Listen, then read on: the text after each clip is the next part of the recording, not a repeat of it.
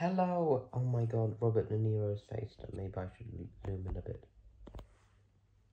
Wait. Hello everyone and welcome back to a brand new video. Yeah, so before I just want to make this clear that, so I just want to say one thing. Obviously I'm recording on my hand hurts. Obviously I'm recording all of my videos on phone now, on my computer. There's a lot of reasons to why. Trust me, I wish there was something I could do, but it's gonna take a while. The point is, another thing is that I just want to say this is gonna be a movie review. So as you see on the title and stuff, but I'm gonna have a rating in the end of this video, but it's not gonna be like a complete rating for me because I got to plan those things, you know what I'm saying? I got to plan like which rating do I want to do and stuff like that. So there's a lot of stuff going on in my life, but I still want to put out a YouTube video. So welcome to my review of 28 Days Later. This is films directed by Danny Boyle, and I think it's like written by Alex Garland or something, which Alex Garland, I've seen his, I think he did Annihilation. I thought that was pretty good. I liked that a lot. Civil War, I also liked. Oh my god, why can't my head stay down? Civil War, I was fucking Christ. Civil War, I also enjoyed. So, I don't know, he's gotten pretty big from since, but when people talk about like zombie movies and stuff now, especially like modern zombie movies, now this is one of the most famous ones, definitely. I mean, and this is also the movies where the zombies actually run, not like George A. Romero's like Dawn of the Dead or whatever. I haven't seen those films, but I've heard they're pretty good though. But 28 Days Later is a movie that I'd heard quite a lot about. My dad had seen it. And he doesn't watch horror movies a lot. He doesn't really like them, but he thought that he kind of hates horror films, but he thought that this one was at least pretty good. So I checked it out and I really enjoyed this one. I'm not someone who gets into the zombie subgenre that much, but this is maybe I think this is kind of maybe my go-to movie. This is my movie that I'm gonna begin with. Let's just say that. I'm not using that thing in the right way, never mind. But Jesus Christ, my hair, it annoys me so much. Just stay. Starting off with the positives of 28 Days Later that I have. I just think that this is, even though it is a zombie film it's a zombie film or it's a pandemic film, whatever. This is a zombie film for me. I don't really know what else to call it. But it's definitely one of the better written ones, because a problem that I actually have with the sequel, I don't even want to call it a sequel because I just don't really think it merits its existence that much at all. But 28 Weeks Later, that one, is that I think that film's just about, and I'm gonna get more into that when I get to that review, but that film's just about the zombies. This one's not only zombies, but this first film is what I prefer more about this first film is that you've got Cillian Murphy's character Jim, and where he's kind of in London, apocalyptic London or whatever. It's just dead silent and stuff. And you know, then he meets these people, and it's only like 4 people, and then some people from the military that you get to meet and stuff. But with the second movie, it's a lot more people, and it's a lot more like, I don't know, the second movie doesn't have as good character building. I really liked the characters in this movie really much. I felt like you don't even get to know much about them, but you don't get to know much about the characters, but you still like them. So that's something that's big props to this movie. I also think that how kind of the zombies or the dead, or how do you say, the infected or whatever, how they like utilize them in this film, I think is quite smart actually. There was one scene where where I kind of jumped pretty much because my volume was, because it was like my volume was quite loud, but the people, I could still hear them just talk like this.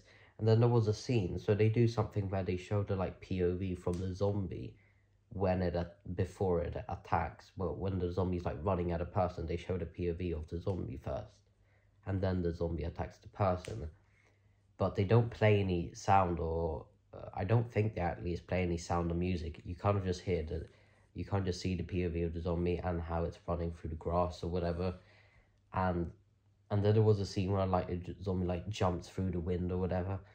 And I thought in the beginning of the movie, and I just thought it got me. It startled me, definitely. Let me tell you that. And I was like, Jesus Christ, oh my God! And it's running zombies in this film, which is another thing that I appreciate. You know, running zombies are scarier than, I guess, slower ones.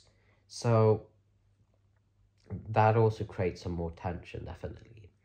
And I don't really know what to say. I just think it's really good world building, and also this film, even though it's not even that high budget, but how they managed to do some things like the famous scene or shot or whatever when Cillian Murphy's character Jim is walking by the bridge of London, where you see Big Ben in the background, and then it's kind of just completely isolated. There's no one there. They didn't the people didn't say like this area is off limits. We're filming a scene here, or we're filming a movie here. They actually just came to like really early in the morning or something. And a lot of these ideas, a lot of things to say, honestly. These are some fun facts that I got from Cody Leach, which is a YouTuber that I watch a lot. Check out his review of 28 Days Later, because he's a lot better at explaining this than me.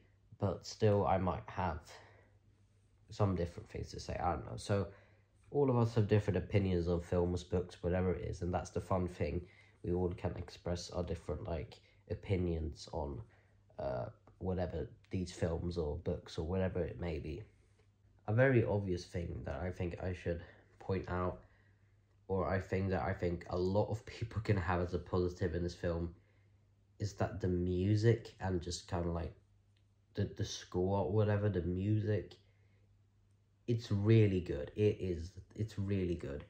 And so you get a scene, I'm gonna try not spoil, no spoilers by the way, where it's just this really badass scene with one of the characters that you follow, and then it just plays this music. It kind of just the music just kind of builds up, and then it's just and it's honestly really, really good. It's really nice. It's not like your classic it's like a loud music that kind of like shows that it's tension, but it's not like normal horror movie music when it's like I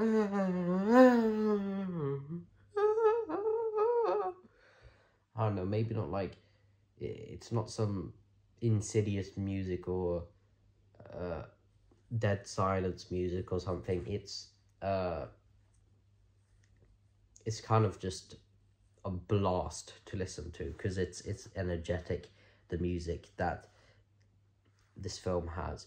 And so that's just, music is really good too. I really enjoyed the characters, like I said, a little bit of repeating, really enjoyed the characters, kind of just how this movie looks and stuff. I really also like kind of how the movie is like really like gritty kind of. It was made 2002, but they were filming this on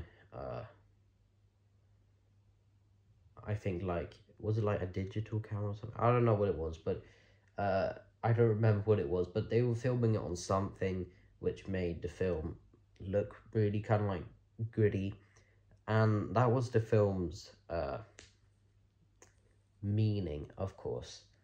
So and sometimes films can use that to kind of like set the feeling for the film and what film it is, which is really smart, because you can also have like, if there's a like sad scene in a film, or if the film gets like more serious or something, you can have the film be a bit more black and white. You could have it be a bit more, just have one color, like, I don't know, like for example the whole of like Harry Potter Half-Blood Prince is like the color brown and just like a bit grey. And I think that was actually the purpose, because it kind of like resembles like just the darker tone of the film, because the Harry Potter films get much more dark and mature. That's what I really like about them. So, and in the movie 13, for example, where like by the end of the film, no spoilers, where stuff get more serious and stuff, because of course it's the climax of the film, they also kind of like just change the palette and stuff. So it's I really like it when films do that. And 28 Days Later, they decided to go with this kind of somewhat like this kind of like filming style, and I don't know. So I really like that, and it is really a film that I think is important to, even if you don't like horror movies, I think that this is a film important to the zombie horror subgenre, and also just to it's a very important horror film, and it's well made. Let's just say that it's more than just zombies and we gotta survive. It really does feel a bit more than that. It really has more than that, and that's why I think this film is so highly regarded. So my negatives with the film is, sometimes the film does look just slightly a bit ugly when they decide to use this gritty style or whatever, like with the camera, but otherwise, I don't really know what to say. This is definitely something that I recommend you check out if you haven't already seen it.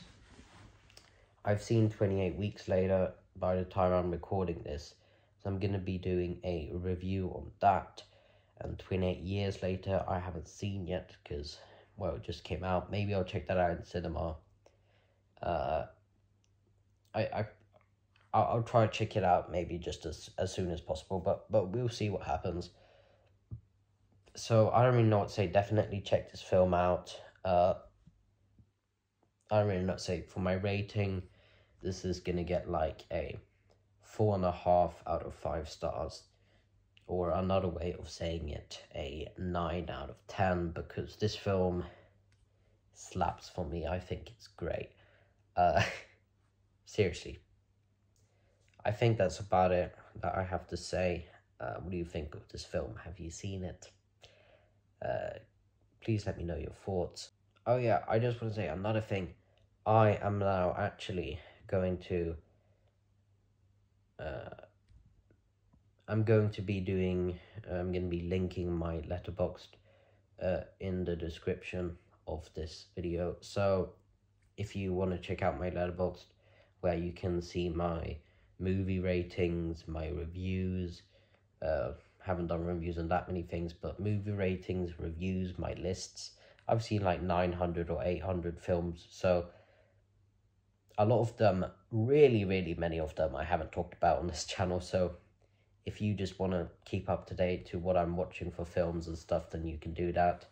Otherwise, my other like links and stuff for where you can see me on other social medias or whatever, that's going to come later in the future, where the time is more fitting and stuff. But now everything is a bit like crazy in my life, so a bit all over the place. But I'm gonna be putting at least my Letterboxd stuff. So that's about it. Goodbye.